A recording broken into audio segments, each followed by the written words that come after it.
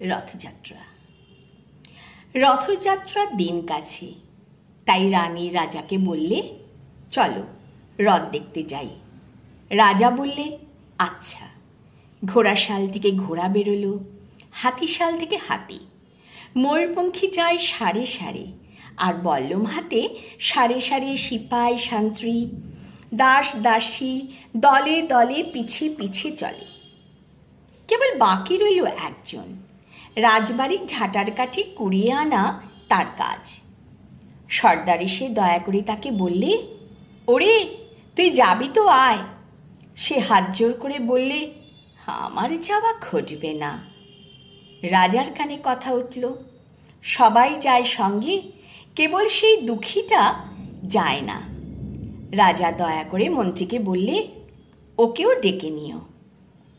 রাস্তার ধারে তার বাড়ি। হাতি যখন সেইখানে পৌঁছল, মন্ত্রী তাকে ডেকে বললে, ওরে দুঃখী, ঠাকুর দেখবি চল। সে হাত জোর করে বলল, কত চলব, ঠাকুরের দুয়ার পর্যন্ত পৌঁছই, এমন সাধ্য কি আমার আছে?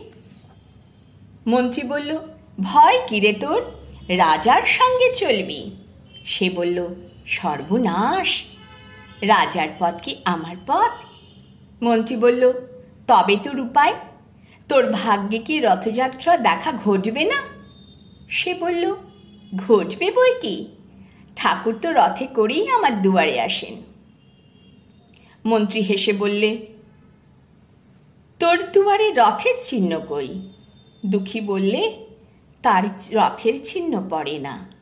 মন্ত্রী বলল, কেন বল তো? দুঃখী বললে, তিনি তো আসেন পুষ্পক রথে। মন্ত্রী বলল, কই রে সে রথ? দুঃখী দেখিয়ে দিলে, তার দুয়ারের দুই পাশে দুই সূর্যমুখী ফুটে আছে। সকলে ভালো থেকো।